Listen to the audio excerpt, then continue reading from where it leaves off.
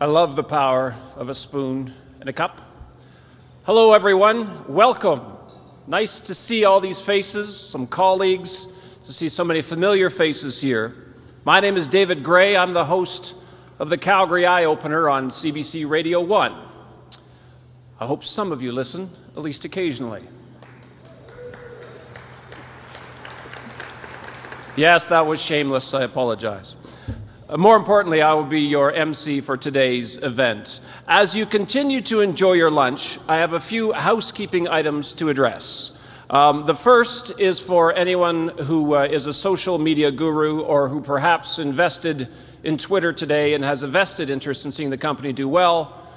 There is a hashtag that goes with this event. It is Outlook14. Again, hashtag Outlook14. Please feel free to tweet. If nothing else, it's an excuse to look down at your phone while the economists are talking. If you'd like to send me a note, I'm at Gradio1, that's Graydio1, unless it's a complaint, and then it's hashtag Peter Mansbridge. You may have noticed a drop box as you came in today's event. Calgary Economic Development's corporate partner and official airline WestJet has provided 2 tickets anywhere WestJet flies in Canada. The draw will be made at the end of the event. You must be here to claim the prize. Someone will be coming around with a box to collect your business card, so please take part in that. And finally, before we begin, the chocolates at your place setting, you may notice a little package of chocolates in front of you.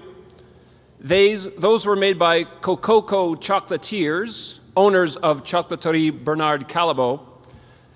A largely unreported story is that their basement chocolate factory on First Street Southeast by the Stampede grounds was flooded in June and just started on-site production again last week. This business supplies 33 stores, 11 here in Calgary, most independently owned. They rely on your patronage. Currently, they're producing around the clock, trying to get ready for the Christmas season. It would be great if you could help them out. Their flood recovery depends on your patronage. All right, time to get started. Normally, we begin this event with some words from the mayor. He could not be here today. I'm afraid he's away on business. I tried to get a message from him. He said something about a drunken stupor, and that's all I heard. So we will not hear from the mayor at the moment. So let me introduce Bruce Graham. He is the president and CEO of Calgary Economic Development. He'll come up and have a few words for us.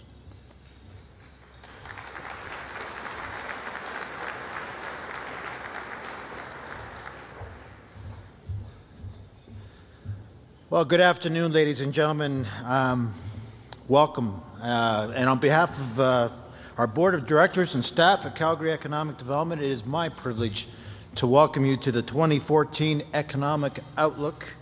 And wow, what a fantastic turnout we have today to Canada's largest and most important economic forecast. Wouldn't you agree? Yes? I tell you, little enthusiasm helps the economy, believe me. Well, this is the 8th year of banking with our good friends at TD, and together we look forward to providing you with a definitive economic forecast on Calgary and on global markets. And a special thank you goes out to Marna Oseen and the team at TD for their unwavering support and for, again, providing that chair that we'll be able to add to our collection at the end of the event. Thank you very much, Marna. Also want to thank PwC, our PricewaterhouseCoopers, and Suncor for their continued sponsorship. And in case you hadn't noticed, PwC has just released today a business confidence survey that you will find at your table and which I'll reference later on. I'd also like to do a call out to Oscar, which is brought to you by Suncor and otherwise known as the Oil Sands Question and Response, which is aimed at engaging Canadians in a constructive dialogue on oil sands. Now, hopefully you've all had a chance to see the Oscar people out in our networking event area. If not, make sure you check them out on the way at the end of the event. So as we heard from David, unfortunately our Mayor Nenshi, couldn't be here. He gave me a different reason for not being able to attend. Apparently he's off in Edmonton and looking after our better interests, and we wish him well up there. And as it happens, it's a very busy day for all our members of council, all except for one that had a little bit of time to fit in to be here today. And I haven't had a chance to see our new member of council, but Councillor Sean Chu, I understand, is here. Sean, put up your hand. Oh, there you are. Congratulations, Councillor Chu. Great to make your acquaintance from up here. And you know, congratulations to all members of council, first of all, in their commitment to public office, and then, of course, to their recent election victory. So in addition to the backing that we get from the city, our ability to succeed would not be possible without the support of our corporate partners. And along with that financial support, we benefit from the entrepreneurial spirit, the big picture thinking, the social conscience from Calgary's top business leaders, and folks, that is priceless. And many of those partners are joining us today. They're in the audience, and I would really appreciate if they would stand up and be recognized for just a minute. Please stand up, our Action Calgary partners. Oh, they're very shy. Oh, there we are.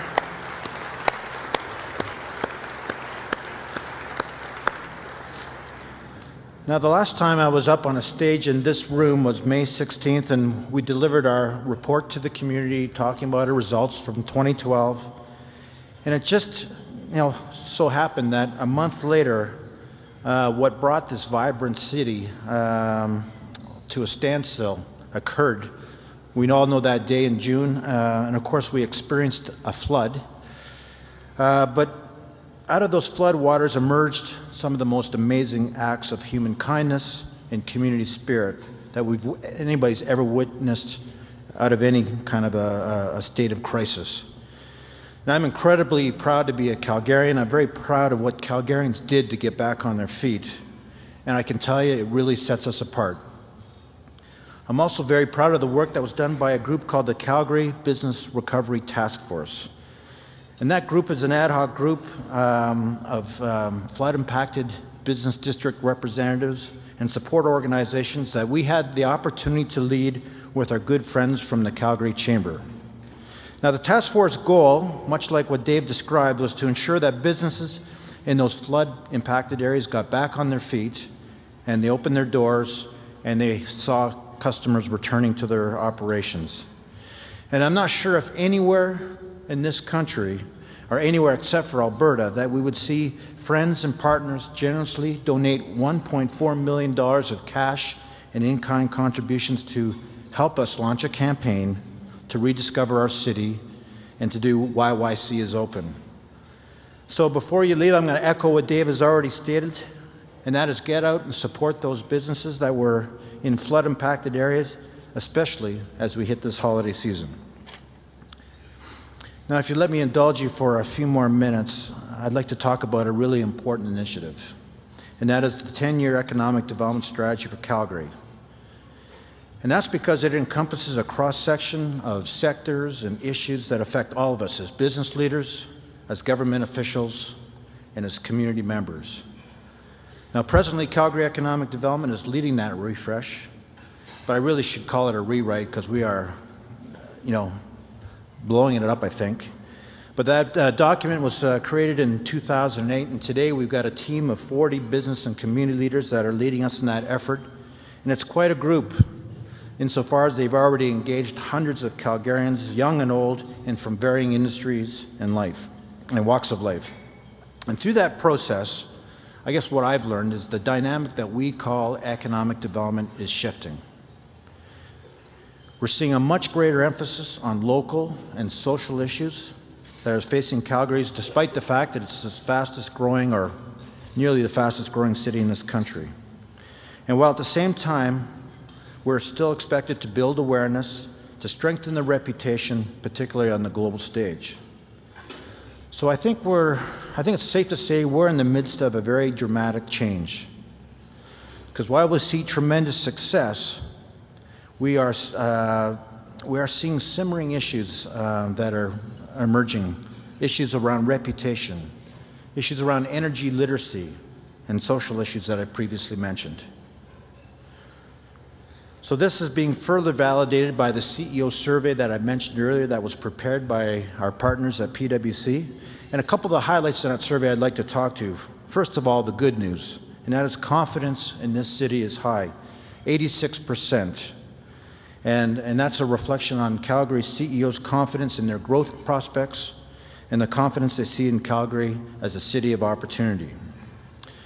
But with that growth comes challenge, and more specifically, challenges related to wage inequity, challenges related to lack of workforce availability, and that, of course, comes with that fast-paced growth. And both of those issues are flagged in this study, and these are issues that we've seen before, and I think we need to pay attention to. Now, another emerging theme in that strategy is an issue that I think is important to all Canadians, and that is the need for energy literacy. Simply put, this is reflected by the need for us to move Alberta energy to new markets. And these new markets aren't just important to Calgary and Alberta, they are actually important to the economic well-being of Canada as a whole. And to put things in perspective, less than 20 years ago, oil and gas represented 7% or $20 billion of Canada's total exports. A significant number, I'd say, but today, oil and gas generates $107 billion of export revenue. Canada's #1 export by far, more than autos, more than auto parts, coal, and gold put together. So we all need to understand what these issues are around energy production. We need to understand the issues around the movement of oil. And we also need to understand the environmental effects and the consequences if we can't get our energy to Tidewater. In short, I think we need to spend some more time with Oscar. And certainly there's other sources as well, like the Conference Board of Canada, the Canadian Chamber of Commerce, and CAP that have put credible reports together on this subject. Certainly here in Calgary, I believe we have an obligation to educate and to create awareness about the issues that are impacting our energy industry and the energy industry's impact from a social, environmental, and an economic perspective. In my humble opinion, there is nothing that will have a greater impact on the economy of Canada and the forecasts that you're going to hear today than our ability to get energy to new markets. So, with all that said, we're only halfway through the development and the rewrite of our economic development strategy, so stay tuned for more to come in 2014. And now I'd say it's enough of me, and it's time to look forward to our speakers today, and I'm really pleased to welcome back two of Canada's leading economists, and that, of course, is Craig Alexander from the TD Bank Group and Mario Lefebvre from the Conference Board of Canada. I want to thank you all for your continued support and for being here today, and a reminder that everything you see and hear today is going to be on our website at calgaryeconomicdevelopment.com. And as you heard from Dave, again, put your Twitter channel on to Outlook 14, and you can follow the conversation that way. So thank you again. Enjoy the rest of your lunch and today's event. Thank you very much.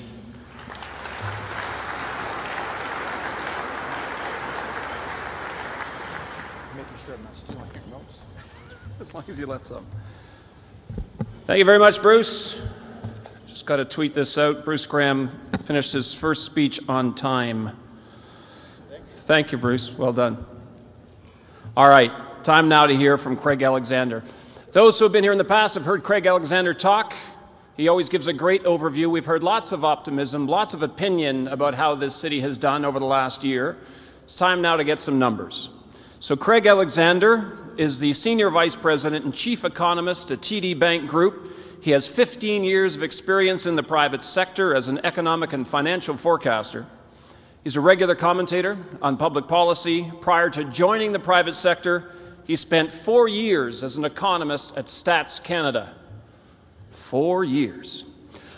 Craig is a trustee of 2 pension plans. He's on the editorial board for the quarterly journal Canadian Public Policy. He also serves on the board of directors for several non-profit groups. It's good to welcome him back again this year to deliver TD's Economic 2014 forecast. Ladies and gentlemen, please welcome Craig Alexander.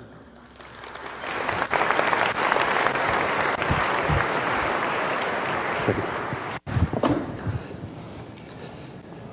Thanks very much. So I've been given 30 minutes to give you a whirlwind economic and financial update, talk about what the environment is likely to be that Calgary will be operating in over the next year or so. And this is rather broad-based, so I'm going to have to be extraordinarily brief on a lot of these things, but I also want you to remember some of the core themes. And one of the strongest memory tools I can think of is music. So over the course of the presentation, I'm going to give you songs that I think best characterize the economic outlook. So if we think about the big picture, right, what's going on in the global economy, what we're really seeing is a global economy that's still struggling to recover from the most synchronous global recession of all time back in 2008, early 2009. And then when the recovery started, we had one really good year of global economic growth. We had a strong 2010, but ever since then the global economy has slowed down. And this year we think global growth is going to be a little less than 3%, which is a very soft performance. Now, to understand why the global economy isn't delivering a more robust performance, and this is having a big impact in terms of investor confidence and business confidence, like why is this taking place? We have to talk a little bit about it from the point of view of various regions. And I think the real theme of the global outlook, if you had to capture it in a song, would be David Bowie's Changes. Because fundamentally what we're seeing is that in the emerging market economies, we're seeing much slower economic growth. The outlook for China has fundamentally changed. Whereas we were getting double-digit growth rates in emerging markets, now we're getting much more subdued growth rates. Now, the reality is that back in 2010, when the economy really took off, you had double-digit growth that was actually unsustainable. It was creating these economies to overheat. It was causing inflation. So in countries like China, India, Brazil, they tightened up policy to cool things down. Now, unfortunately, at the same time they were doing this, at the same time they were moderating their domestic activity, that was precisely when Europe went back into recession.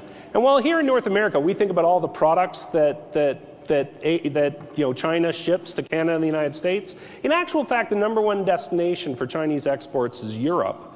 So the European recession made the slowdown in emerging markets that much worse. It led to very weak growth in places like Brazil and India.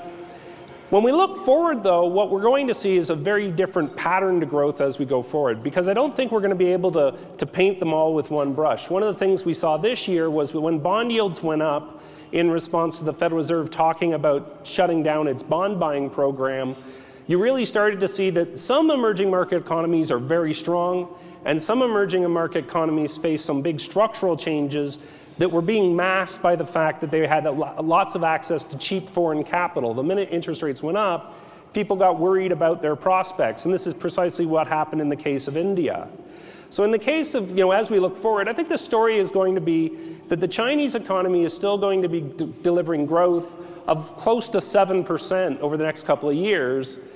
That's much more moderate than what we were getting before, but keep in mind, it's still twice to 3 times what we're going to be getting in the industrialized world. So the emergence of these economies hasn't changed, but what has changed is our thinking about just how strong they're going to be. Now, this has an impact here in Canada because at the end of the day, what happens in emerging markets is having a much bigger influence on commodity prices than at any time in the past.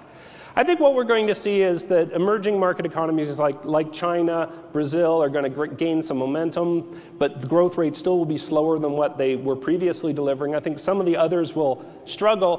What this means is that commodity prices should remain supported close to current levels. I think oil prices could come up a little bit. I think West Texas Intermediate crude will come up to about $95 to $100 on average over the next couple of years. But I'm going to come back to some of the challenges that Alberta producers are going to have, even though the West Texas Intermediate crude price is going to be very, very elevated.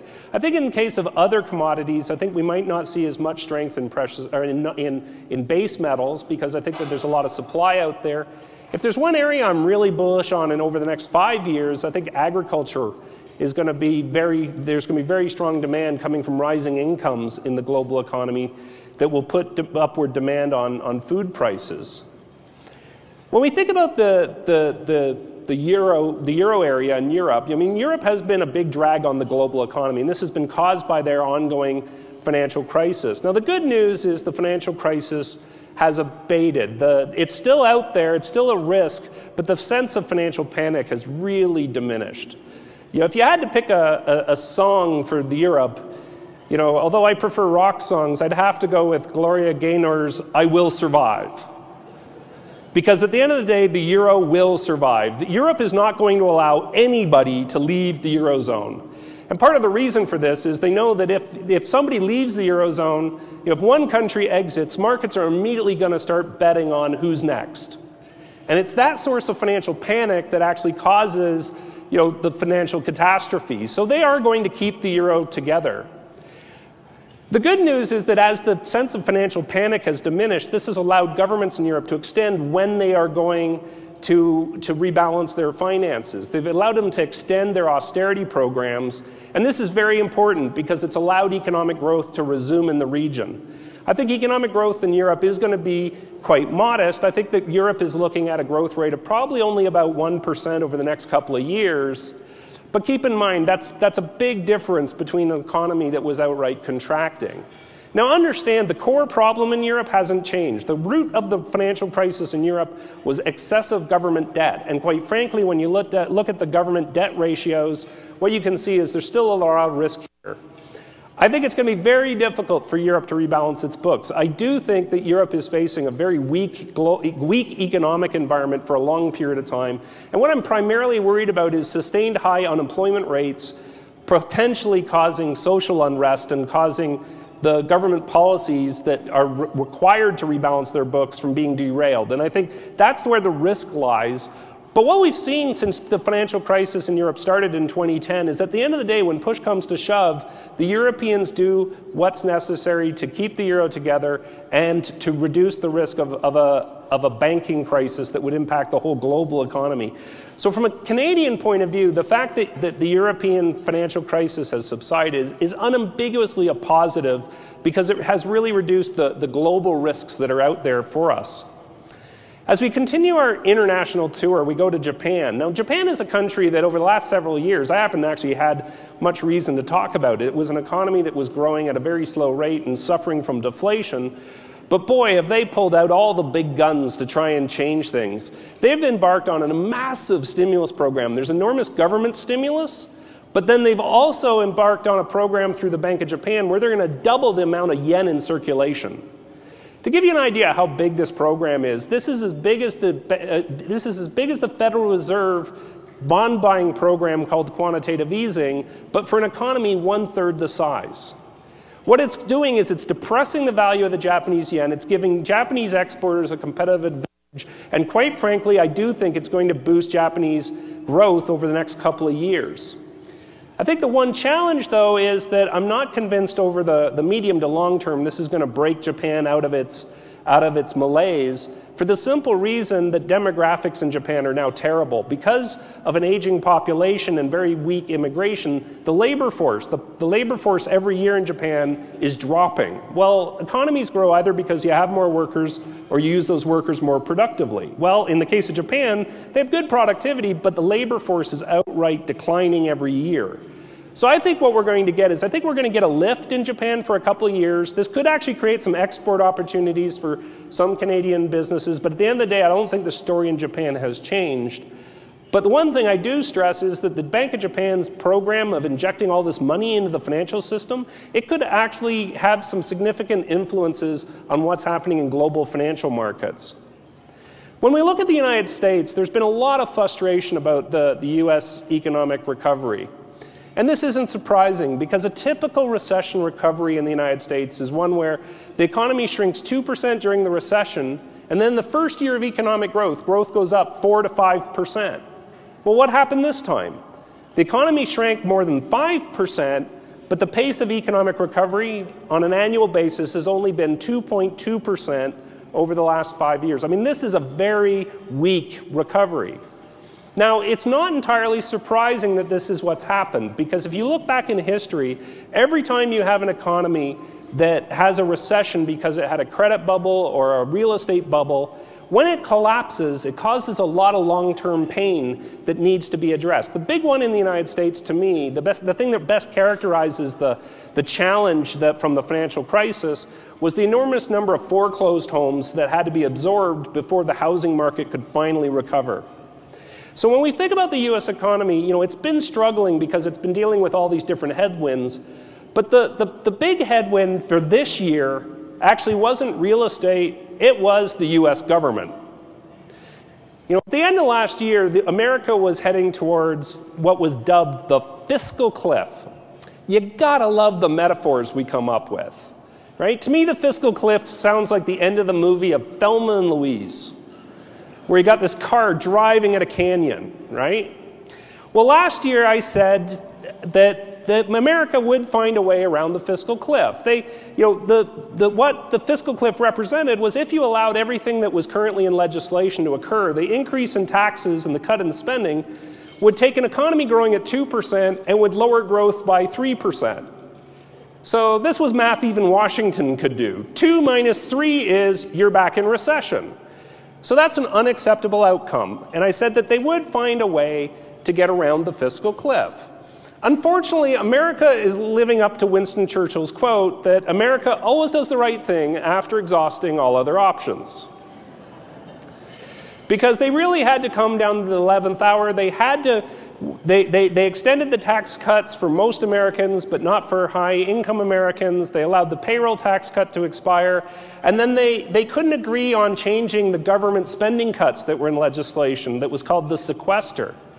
And as a result of the higher taxes and reduced government spending, it has lopped 1.3 percentage points off of U.S. economic growth. And when your economy is only growing at 2%, you're losing 1.3 to fiscal drag. Man, that's a huge burden. So when I thought about what was the song for the U.S. economy, in terms of the outlook, our outlook is that America's going to continue to have moderate economic growth. So I thought of Led Zeppelin's the song is still the same. But then the minute I thought of Led Zeppelin, I thought, no, actually, it's got to be communication breakdown, right? Because it's really the political system with the shutdown in the government, and then the debt ceiling fiasco we just went through.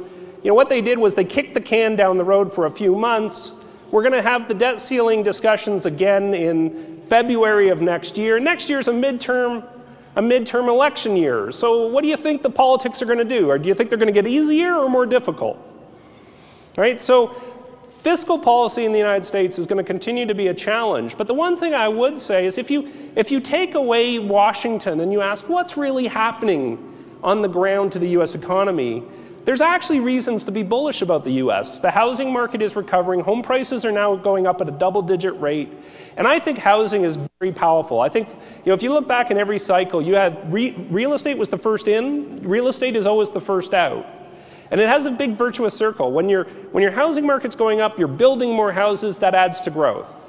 You hire more construction workers, that's good for the economy. But then the rising home prices makes people feel more confident, makes them more willing to go out and spend. And in fact, with the rising home prices, double-digit gains in U.S. home prices, this is taking a lot of Americans that had negative equity positions in their home out of negative equity. And that means they can start borrowing again. It means low interest rates to matter. And when we think about the U.S. economy, there's a lot of pent-up demand out there. There's a lot of reasons for people to spend. I'll give you a good example. The average age of vehicles on U.S. highways today is 11 and a half years old. Right? When your car is more than a decade old, something goes seriously wrong on it, you have a conversation with the mechanic about whether to fix or replace the car. And this is one of the reasons why auto sales are so good. I actually think that there's a lot of pent-up demand on the business front as well. The problem is that when I run my models in terms of what we should be seeing in business investment, based on what's happening to profits and interest rates, we should actually be seeing business investment far stronger than it is today. And I think that's a reflection of confidence. So at the end of the day, I think the U.S. economy is going to get better. I think we're going to continue to have dysfunction in Washington. But even with complete gridlock, the drag on the U.S. economy that's currently like 1.3 percentage points, next year it should go down to about 0.8, and thereafter 0.5. So ultimately, I do think the U.S. economy is going to get stronger, and that's going to be good for Canada, because while we've been diversifying our trade, at the end of the day, more than 70% of our trade is still with the United States, and I think the U.S. economy will support stronger Canadian exports. But as economic growth gets better in the United States, I actually think we're going to run into another hurdle, and that's going to be the Federal Reserve will want to shut down their bond buying program. Right now, they're buying about $85 billion of bonds every single month. And so fundamentally, this isn't a sustainable program. They need to eventually shut it down. They don't think they're getting huge benefits from it, but they know that it creates big risks. So they want to shut it down, but they can't do it until they see stronger economic growth, and they can't do it while the political system is having such difficulty. But next year, I think Janet Yellen, the incoming chairman of the Federal Reserve, will in fact start to taper the bond buying program and eventually shut it down. And when that happens, bond yields will increase in the United States, and that will push bond yields up in Canada. But the thing I'd stress is that the increase is likely to be something like 50, 60 basis points. So the level of interest rates are going to continue to be very, very low. So now when we turn from the global picture and we say, what does this all mean for Canada? Canada has received a lot of acclaim in recent years because it's really outperformed. We had a milder recession than many other countries. We've had a stronger recovery. We lost close to 430,000 jobs during the recession. We've now created more than 1 million jobs.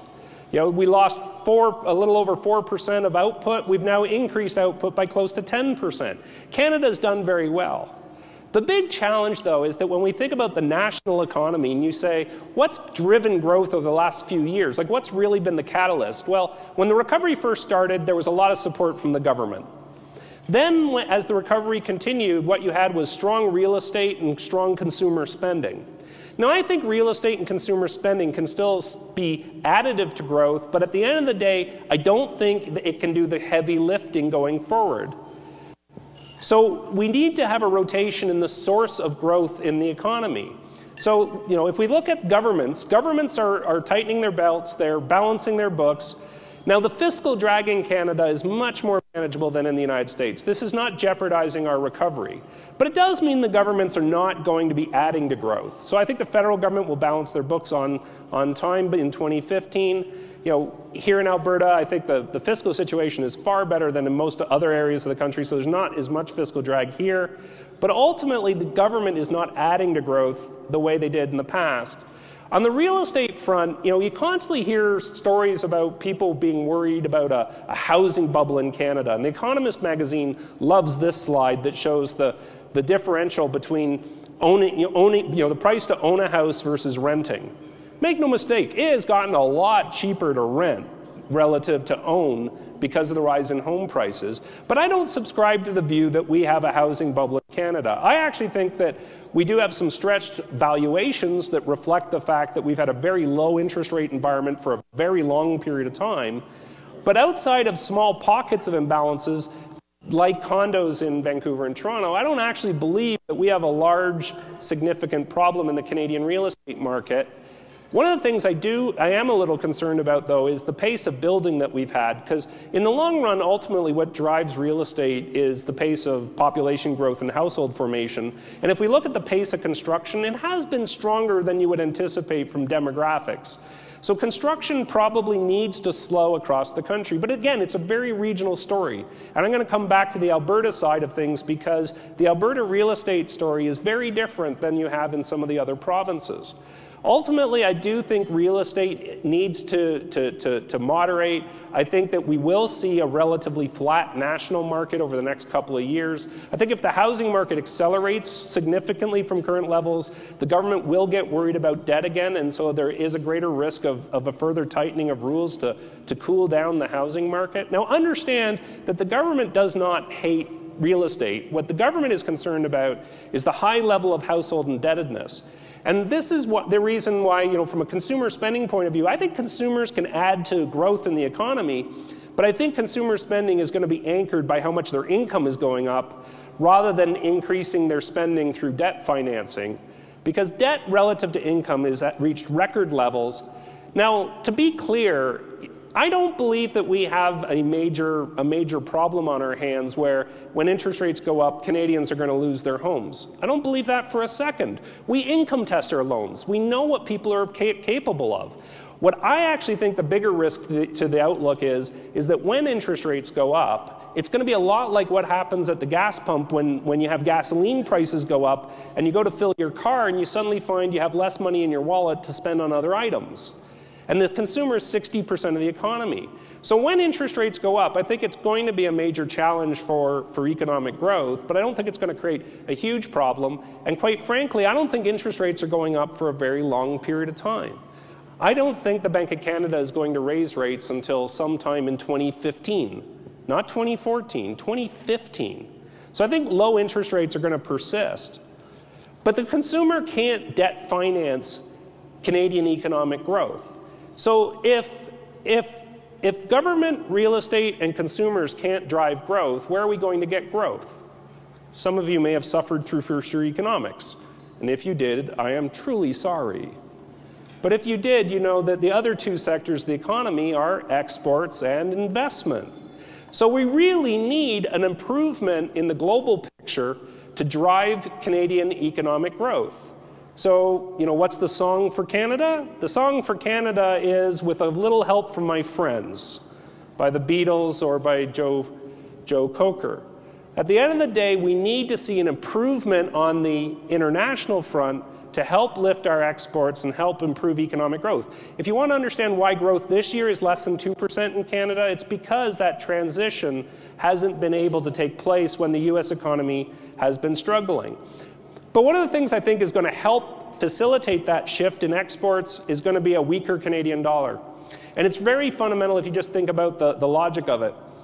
The Federal Reserve is buying $85 billion of bonds every month. That means there's 85 billion more US greenbacks in circulation that they're injecting into the financial system. Well, if you increase the supply of something, what do you do to its value? You lower it. So as a consequence, when the Federal Reserve starts reducing its bond buying program and ultimately shuts it down, that'll be 85 billion less greenbacks being put into the system, and it should cause the US dollar to appreciate. So I think the Canadian dollar next year is going to come down to probably about 90 cents. And I think that'll be very welcome for a lot of Canadian exporters. When the export picture improves, I think then we will start to see improving business investment. But understand the logic in terms of the sequence. I think exports pick up, then investment picks up. And one of the challenges we have right now is the fact that business investment or business confidence is relatively weak. The Bank of Canada Outlook survey shows that businesses are reluctant to invest. I think ultimately, as you start to see improving demand for goods and services, it will drive business investment, and understand that businesses do have the capability to invest if they have the confidence to do so. So I think a reasonable expectation for the Canadian economy is that this year we're going to have subpar growth of about 1.7%. And then I think we're going to see a gradual improvement in 2014 and an improvement in 2015. And ultimately, this is going to gradually pick up the Canadian economy. But remember, we're still talking moderate growth. What about the provincial side of the story? Well, this is the part where I'm really glad to be presenting here in Calgary, because Alberta is likely to remain at the top of the growth pack in the country. You know, the Canadian economy this year is growing at 1.7. I think Alberta is going to grow at close to 2.8. And that's an impressive number. If we actually think about how economies feel, if your economy is growing at close to 3%, it actually feels like times are pretty good. You know, they're not booming, but times are pretty good. If your economy is growing at 2%, that's actually an average rate of growth. But at 2%, it feels like you're working damn hard to make any headway. And when your economy is growing at 1%, you're actually still growing, but in actual fact, it feels like a recession. And this is one of the, you know, when you go across the country today, you know, when you're in Western Canada, it feels like, you know, that there's a lot we could do to make things better. The pace of economic growth is moderate, but you know what? Times aren't terrible. And this is reflected in the fact that unemployment is low, personal income is rising, and that creates lots of domestic spending. It provides support to the economy. Job prospects in Alberta are far better than the rest of the country, so it's actually attracting skilled and talented labor here. In fact, if the economy has a problem, it's the fact that it actually needs more skilled and more talented people to come to meet all the needs. Let me tell you, this is very different than other parts of the country, where economic growth in central Canada, for example, has been well below 2%, closer to 1%, and it feels like a recession in many cases. So ultimately, Alberta is likely to remain at the top of the pack. Mario is going to come up and talk about Calgary specifically, but let me tell you, when you have and then at the provincial level, you don't see impacts of things like a flood in Calgary. But the resilience of Calgary in the wake of the flood demonstrated just how strong Calgary and Alberta is. And when we look forward, I think what we're going to find is that growth in Alberta is going to go from close to 3% to over 3% over the next couple of years. I think West Texas intermediate crude prices are going to remain close to the $95 to $100 level. I think the wild card for the energy sector is what happens to the discount that's being received on Western Select crude. And right now, that differential has blown out again. It's huge. Now, talking to our oil strategists in terms of where they think that gap is going, they think that the gap is going to drop next year to an average of about $25 and then the year after to $20. So that's an improvement in the spread that should help producers. But the spread will persist. And this is where it gets really important to have conversations about infrastructure investment and the need to build pipelines to get energy to other markets. And last December, my team put out a report that argued that pipeline development is a national priority. That this actually creates a lot of economic prosperity, not just for Alberta, but also for Canada as a whole. So ultimately, I think that what we're going to find is energy development will happen, but it's proving more difficult than we would have anticipated. I do think the natural gas story is a challenging one because of the huge increase in supply from shale gas. I think over time what we'll find is demand for natural gas goes up because it's a cheaper source, a cleaner source, and I think demand will come. But understand, the upside to prices in the near term are limited. And when we think about the story about consumer spending and real estate being less able to boost growth, I think it has more capacity to support it in Alberta. If you look at valuations, price to income metrics for Calgary and Edmonton, they do not show excessive rates. In actual fact, affordability is still pretty good. The big challenge for buyers is this is a seller's market. And I think what we're going to find is construction is going to continue to increase. I think we'll see more listings. I think the market will become more balanced. So I think in the real estate market in Alberta and here in Calgary, the story is going to be one where sales and prices continue to rise. From an investor point of view, the main message here would be that interest rates are going to remain low for a very long period of time. So if you're sitting in cash, you are losing money every single day because you're not even getting paid inflation. If you're in bonds, bonds are basically providing an offset to inflation, but they're not providing any wealth accumulation. So if we think about a song for the bond market, it would have to be like Dire Straits' Money for Nothing. Except it's the other way around. It's like, no money for your investment. If you want wealth accumulation, I think the answer is that you end up having to be in the equity market. So then the question is, what's the equity market going to do? If I knew the answer to that, do you think I'd be presenting to you? Right? I'd be on my 200-foot yacht in the Cayman Islands. I don't know what the stock market's going to do. As an economist, though, I do forecast corporate profits. And if we think about the value of a stock being the discounted present value of all the future earnings of that company, if I think about the economic outlook where you get growth in the economy domestically of around 2.5%, and then you add on inflation, that means domestic profits running at about 5%, add on 2% for dividends, you should get a return of about 7%. I think global economic growth is going to be stronger than that. I think global economic growth is going to pick up to about 3.5% next year, add on inflation to that. You're probably talking 6 or 7%. So I actually think over the next sort of 2 to 3 years, we should see moderate gains in the equity market, But the one thing I would stress to you is it's not going to be even. I think we're going to have a lot of volatility in the market, particularly when the central banks like the Federal Reserve start shutting down their stimulus programs. We saw that earlier this year when the Fed started talking about tapering, markets got really agitated because they truly did not know what was going to happen, because we are in uncharted territory. And so that tapering has been postponed. It's going to happen it's going to happen at some point in the coming year. And when it happens, I do think it's going to disrupt markets. It's going to create some volatility. But if you see past the volatility, I think the core message in terms of the economic outlook is we're going to have moderate economic growth with continued low inflation that will support continued low interest rates for an extended period of time. And I think the message for Alberta is that we should be expecting quite solid economic growth, close to 3%, and that ultimately this will create prosperity for an awful lot of Albertans. So with that, I'll thank you for your time and attention.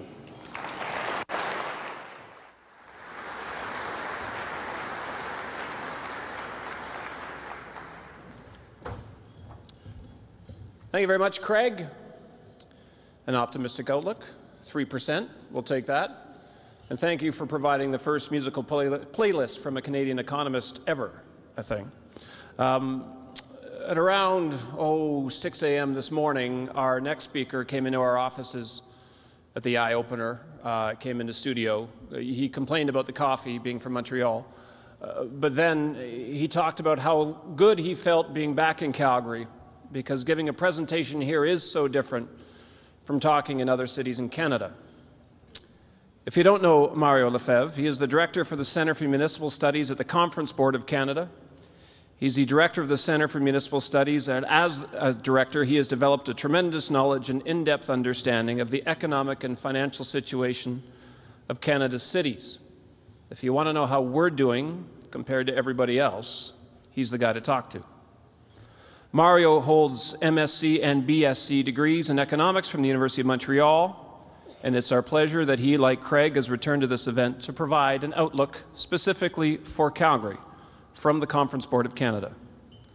Please join me now in welcoming Mario Lefebvre.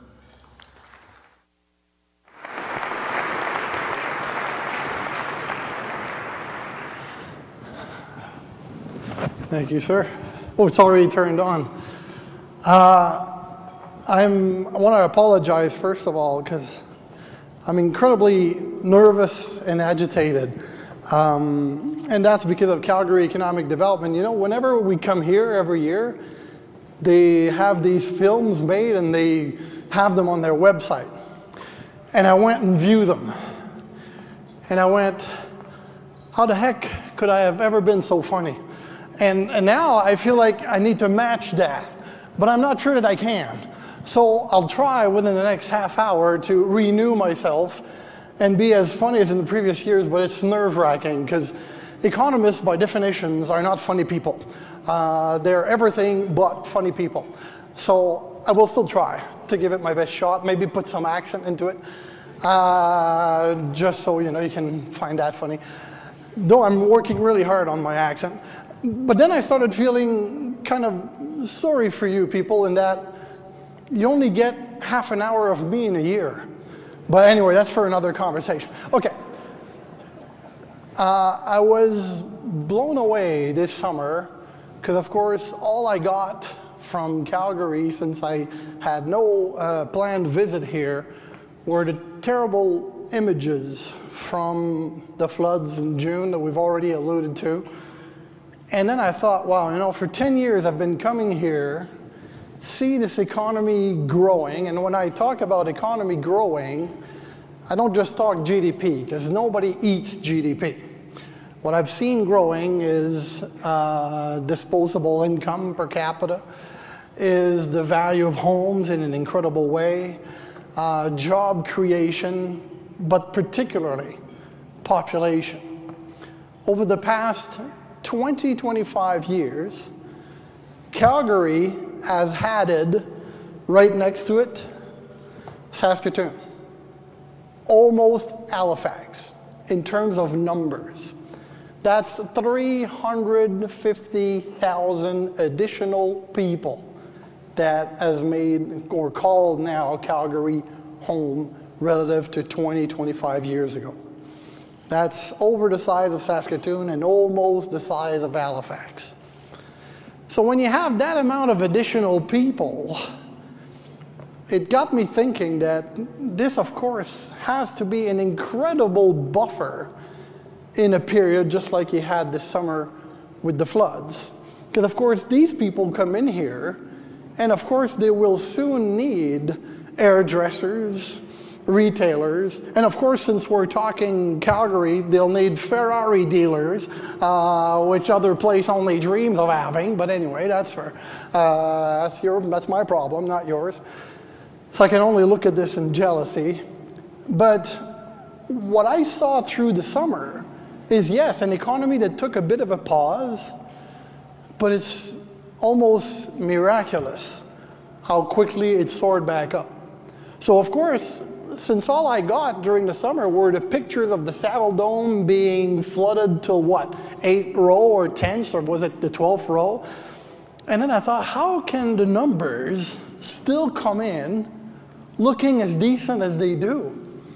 July came in okay, maybe a little soft, but then right away in August, and then September, and then October. And then I went, wow. And then I started looking at the industries that were providing this growth.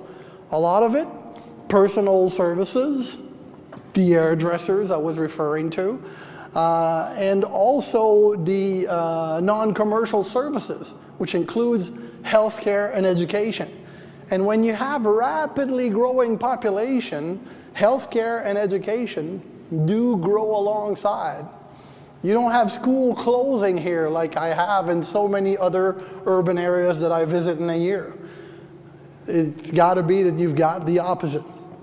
So non-commercial services reflects that. And it's not the only place where growth is occurring, but it has been an incredible buffer. I'm still on page 1. I've got 22 of those. But hey, as I said, you only have half an hour of me a year. If you get 35 years, what a bonus. Okay, the outlook is very positive. I don't want you reading. The show is here. Craig has already showed energy prices. We're in the same ballpark. I'm not going to spend too much time. And in fact, it's almost the same slide. I don't know when you stole that one, Craig, but anyway, I want to start with the labor market. Labor market, which took a bit of a pause during the summer. You can see it on the screen. It's the bars. But then it started picking up very rapidly and picking up and picking up. Now, if you compare October to October last year, it's 35,000 jobs that's been created. Nothing indecent at all in that. As I said, if you take a look at personal services and non-commercial services, they accounted for about 20,000 of those jobs. But business services was also up over 10,000 in the year. The one sector that is still struggling to some extent is manufacturing, but it's pretty much the same story as what you see across the land. Manufacturing still trying to find its footing. You're lucky in some ways in Calgary in that manufacturing accounts for about 6 or 7% of your economy. When I go to Hamilton, or when I go to Toronto, or when I go to Montreal, it still accounts somewhere between 15 and 18% of the economy. So that's why the hit on manufacturing is much stronger on them than it is on you. I'm not at all worried about the unemployment rate being at 5% rather than the 3% that you once had. You don't want 3%. 3% is much too tight a labor market. So I'm quite pleased with the kind of labor market we are seeing. And on an annual basis, we're looking at employment about to rise, and 2013 is almost in the books by now. Employment growth of over 2% for the year 2013. Again, when I saw images of the floods in June, never thought that would happen. I was expecting at least a couple of months of struggles, if not even a full quarter. It totally did not happen.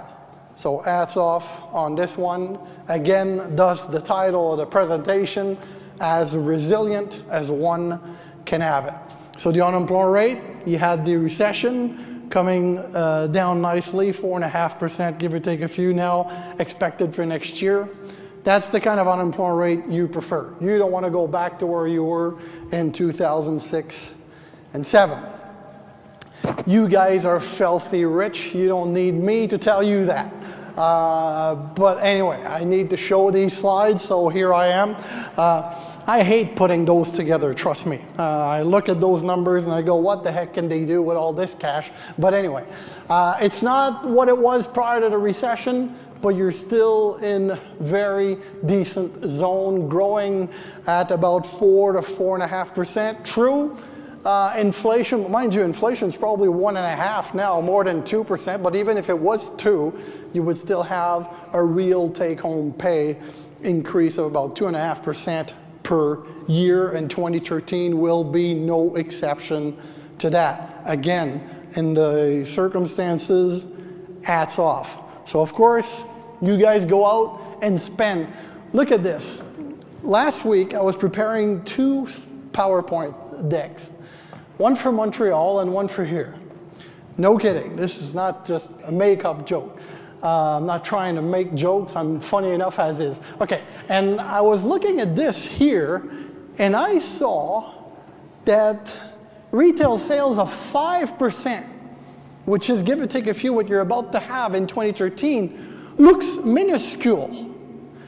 On the Montreal slide, the 5% year that they had, which was prior to the recession, looked like a huge increase in retail sales. And I was kind of going, wow, because of course they had different scale. And I was going, it's amazing how everything is relative. You have a 5% bar in Montreal, and you kind of go like, wow, what a year that must have been. And then you look at 5% here. But of course, you're comparing that to what, 15% that you once had in 2006? So not at all the same game, obviously, but it just struck me as to how bizarre it was that 5% here looks soft, while it looks almost miraculous when you prepare a PowerPoint for Montreal. The housing market is in great shape. Other numbers came out, they're not in because they came out yesterday about the resale. More increase in sales. Price are now at nearly $460,000. So when you want to talk about price, this is where they are. So the existing on this slide was not quite at 460, but now this is, give or take a few, where you are. You are now past your pre-recession peak, in great shape. There's no inventories really to talk about, so Craig has talked about the no bubble scenario, and there certainly isn't any bubbles about to bust here in Calgary. So a great housing market. And housing to me is a huge fundamental. When I look at an economy of a city, I don't have the same luxury as my colleague that works with province or the national economy. They have provincial economic accounts. They have national economic accounts. I don't have metropolitan national accounts. So I need to try and find indicators where I can, and to me, housing is a big one. Because to this day, I've yet to hear of anyone telling me, Mario, I'm so depressed, I think I'm going to go buy a house. This does not work in the housing market. It may save the chocolate industry, but it's not working in the housing market. So that's why I spend a lot of time when I analyze a city to take a long, hard look at the housing market. Because employment, particularly at the metro level, employment can be volatile. Sometimes you get a huge jump. You're not too sure what's happening. You need to wait a couple more months to see if it's not going to revert. So I work a lot with housing. And in this case here, I've got very sound fundamentals in the housing market. But this is, to me, the most important element of the Calgary economy right now. For years, it's always been energy equal Calgary, energy good equal Calgary good, the opposite equals the opposite. Right now, what you've experienced over the past 25 years in terms of population growth is just phenomenal. This is 25 years. This is not just a couple of years during which you were lucky. This is 25 years, and if I eyeball that very quickly, I would say the average over that period is certainly 2% and maybe a touch above. This is double the national average. And it has brought about, as I said, 350,000 people, additional people, to Calgary. So these people need all sorts of services, and they, of course, have kept the economy humming along.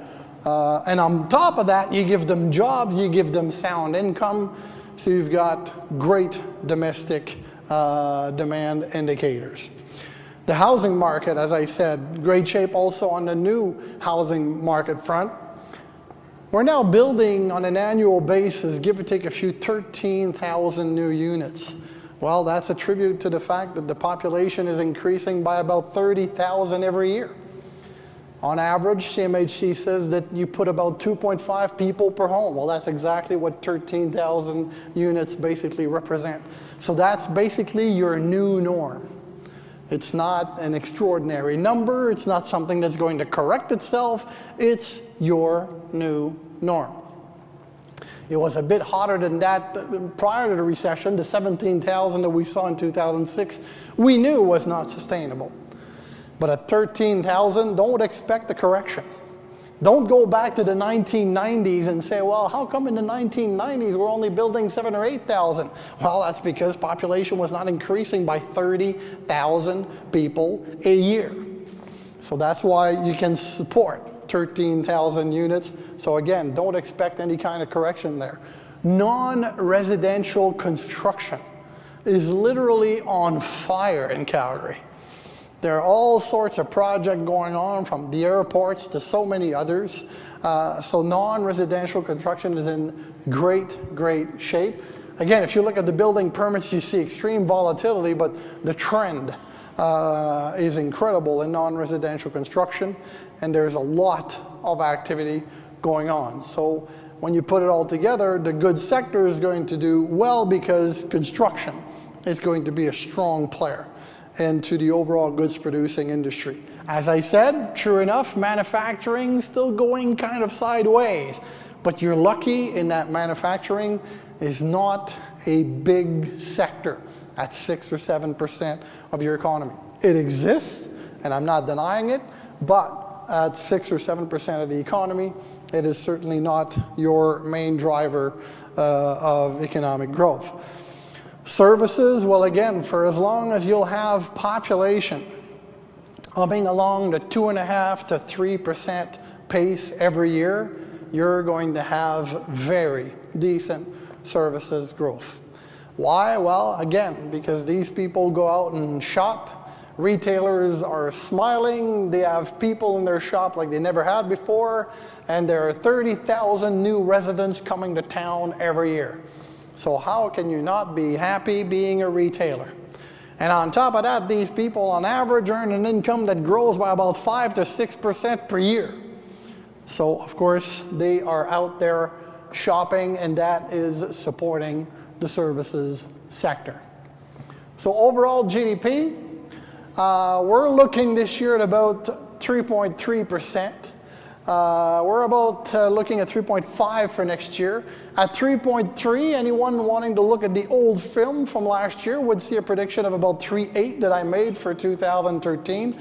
Well, we do compute an impact from the floods of about 0.5 that took place during the summer months.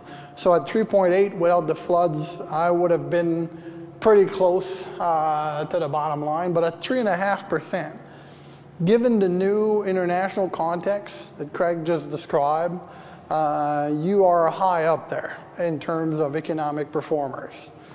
High up there? Are you the highest up there? It's funny how things change sometimes, eh? I used to look at Calgary and go, geez, like, I hope at one point they're going to fall on their knees something. Like, something's got to happen. It's like watching the Yankees winning every year. You know, at one point you start wishing they lose. And then something bad happens, you know, like the floods. And then you start going like, who? Like, No. I hope they come back well. Like, I want them to really, like, do well. And I was watching the Yankees this summer, and Derek Jeter was injured, and so many other players were injured, and I started feeling sorry for the Yankees. I never thought I'd do that in my life. The same way I started feeling like, I really hope Calgary's going to turn this around. So no more of me wanting to, see you finally looking at a Montrealer like me and say, wow, I wish I would perform like Montreal. Oh, wow. Okay. This is never going to happen. But anyway, or it might, but, in 20, 25 years, keep inviting me and I'll cook up enough numbers. You won't even see what's coming. But anyway, overall output growth doing really, really well. Don't expect any lay down on that. It would take a terrible set of combination for economic growth to slow down drastically. Because again, as I said, you have the best of support with population growth at about 2 to 2.5% per year. The energy sector, I like thinking that people will wake up and smell the coffee and realize that we're not just talking about the well-being of Alberta, but we're talking about the well-being of Canada as a whole.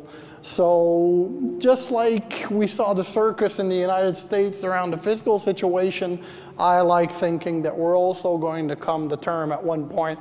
I'm even feeling it in Quebec. There are some refineries, Ultramar, for example.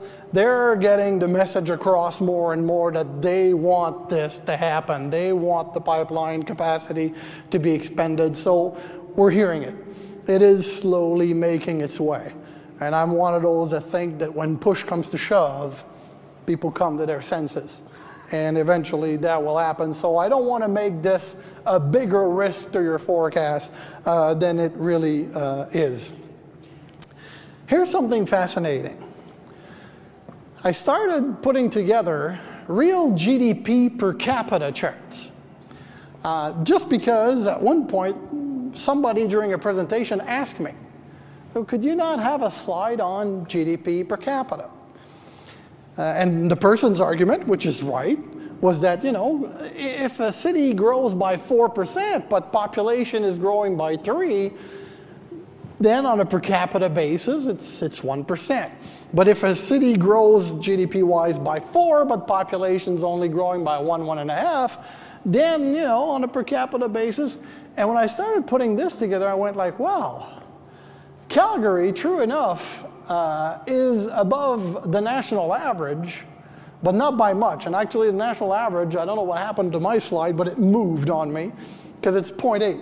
And Calgary, in fact, is matching it at best, the national average in terms of GDP per capita.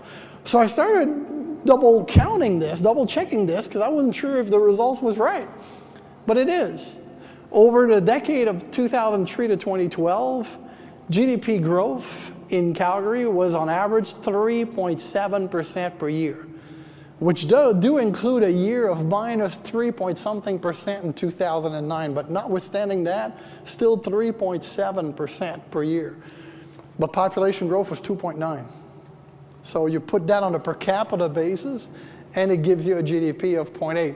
Regina, Saskatoon have experienced phenomenal rate of growth, which are in the end just a touch higher than the GDP of Calgary, but their population only recently start to really pick up in terms of pace of growth.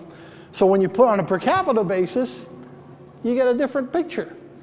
So it's funny because prior to putting this, I had some kind of a picture in my head that Calgary would be high up there, and it was not. And I don't know why I'm rubbing that in, but I thought I would. Looking at absolute GDP growth, 2013, and I did the same thing with my friend on CBC this morning. I said, there's enough tooting horns that one can do. Well, you have to start looking at the province located immediately to your east to see two cities that are really performing fantastically in GDP growth terms. Regina, Saskatoon. Also because they're slowly reaping the benefits of what you guys have enjoyed for the past 25 years. You turn the clock back only 7-8 years ago, Saskatoon and Regina would both celebrate to hear that population growth in their city was 0.5% in a given year.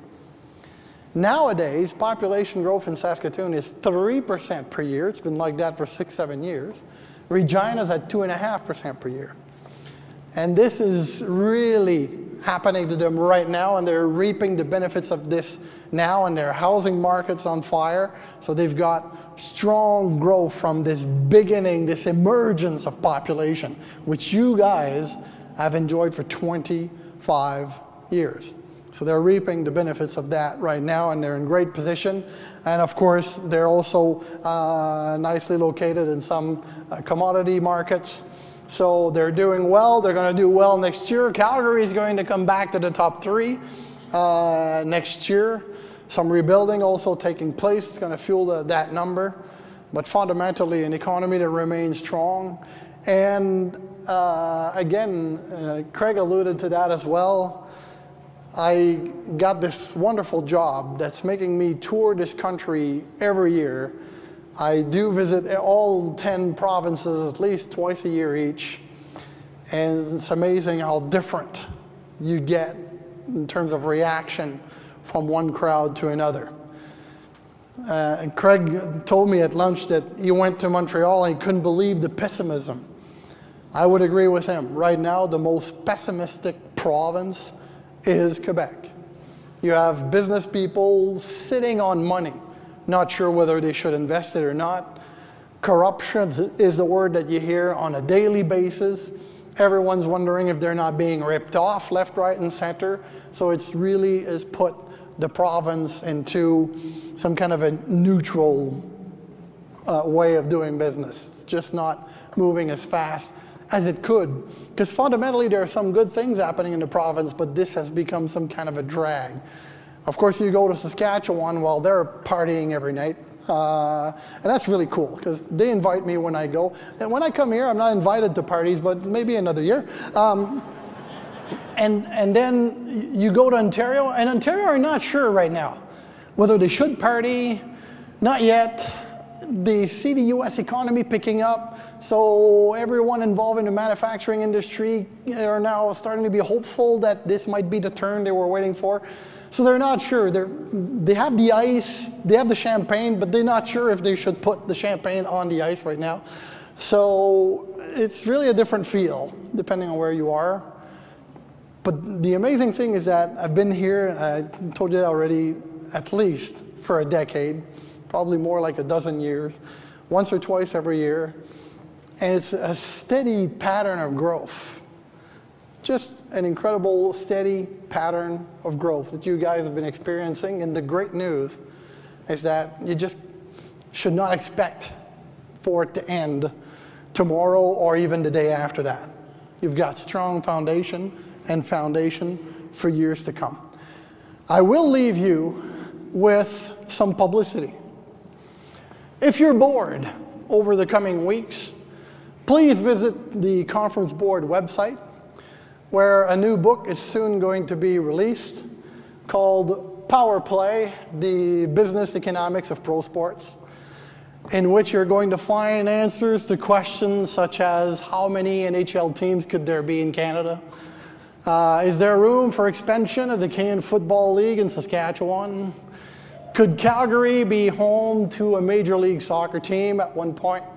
All these questions and many, many others are tackled by me and my colleague Glenn Hutchin, and Dave Naylor of TSN was kind enough to write us a little preface, and that should be up and for sale within the next 2 to 3 weeks.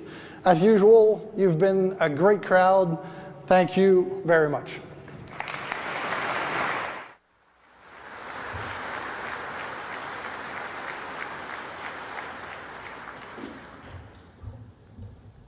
Thank you very much, Mario. You're almost as funny as previous years.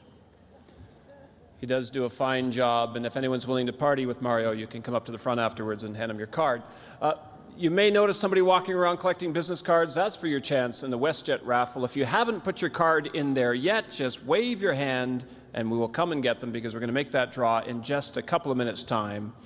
Before that, I would like to welcome to the podium Marna Oseen. Marna is the Vice President of Regional Head Prairie Private Client Group, as previously mentioned by Bruce Graham of Calgary Economic Development. He's pleased to partner with the TD Bank Group for the 2013-2014 Economic Outlook.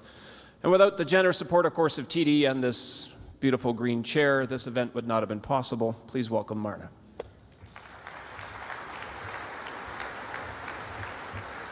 Thank you very much, David. Good afternoon, everyone. Hope you enjoyed lunch today and the entertainment/update on the economy. Very special thank you to Craig and to Mario for your insights today and for taking the time to share your observations about the economic challenges and opportunities that we can expect to see in the coming year. Once again, you've provoked plenty of thoughtful conversation at every table around the room. Over the last hour, we've heard two presentations which expand our context on global, national, and provincial economic themes. Some of the key themes that I heard today is that global growth is still very slow, that China will still outpace North American growth by more than double, and that the Canadian dollar might pull back to 90 cents in the next 12 to 18 months. Some of the things I really enjoyed hearing and that I particularly agree with is that the fiscal situation here in Alberta is amongst the tops in the country. Alberta will continue to be the top of the growth pack. Very consistent messaging from both Mario and Craig, which was very nice to hear. As we all know, 2013 was a year to remember for Albertans and for Canadians as we continue to recover from the unprecedented flooding in June. The flood set the bar as the most expensive natural disaster in Canadian history, with some estimates of over $6 billion. Downtown Calgary, the economic engine for the province, was brought to a virtual standstill. And whether or not your home or business was directly impacted, as Albertans, we've all been impacted in some way. After the flood, Calgarians came out in droves to help their neighbours, and we can be proud of so much that we have accomplished in the short months since then. We also know there's still a lot of work to do. At TD, we continue to support employees, clients, and community partners during this difficult time. I think it's fair to say that many corporations, government, and individuals went well above and beyond to lend a hand to those in need. It's just another reason that makes this city a great place to live and a great place to do business. Calgarians, in all their resiliency, help each other out, and we move forward. As Craig and Mario have shown, we may have been slowed down, but we will not be held back. I'd like to remind you that the 2013 Calgary United Way campaign is currently underway, of which TD Bank Group is a long-time and proud supporter of. This year, more than ever, Calgarians still recovering from the effects of the flood will need access to the many agencies and services that the United Way provides. I encourage you personally to get involved and find out how you can contribute to this year's campaign. Huge thank you to Bruce Graham and to the entire team at the Calgary Economic Development for another sold-out event. I think there's just about 1,100 people here this year. Bruce, thank you and your team for the work that you do to facilitate growth and advance local, national, and international investment and trade development opportunities for Calgary businesses. Calgary Economic Development does an outstanding job of raising the profile for the City of Calgary and raising the issues which you, business leaders, and individuals are thinking about. Thank you for helping out our city to prosper, and all the best of luck to you on your rewrite of the 10-year strategic plan. While 2013 was a challenging year, we are, as Mario said, resilient. We're also hopeful for 2014 and for the future. On behalf of my colleagues at TD and today's sponsors, PricewaterhouseCoopers and Suncor Energy, I would like to thank our esteemed guests and speakers. These include Mario Lefebvre, Craig Alexander, Bruce Graham and the team at Calgary Economic Development, and our very own MC, David Gray. I wish you all a successful 2014, and I very much look forward to seeing you again next year. Thank you, and enjoy your day.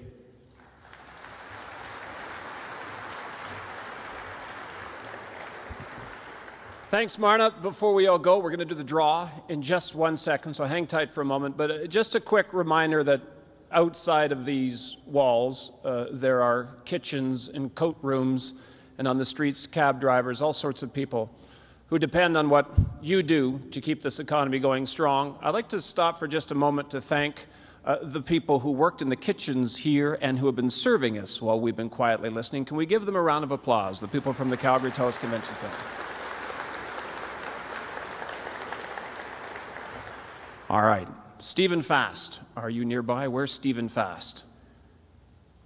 Stephen, come on forward if you can. This is Stephen Fast, Corporate Business Development with WestJet. He's going to make the draw. We'll get those tickets out. Let's bring the, here comes the, thank you, Vanna. That's great.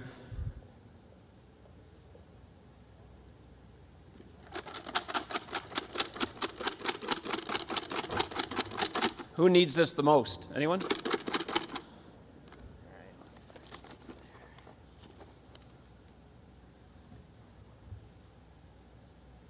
Oh, him? Oh. Congratulations to Dan Van Leeuwen from New Urban Development. Dan, you've won the tickets from WestJet. And that concludes our program for today. Thank you, everyone, for coming. On your way out, you will be handed an event survey. Please fill it out. We'll see you all next year.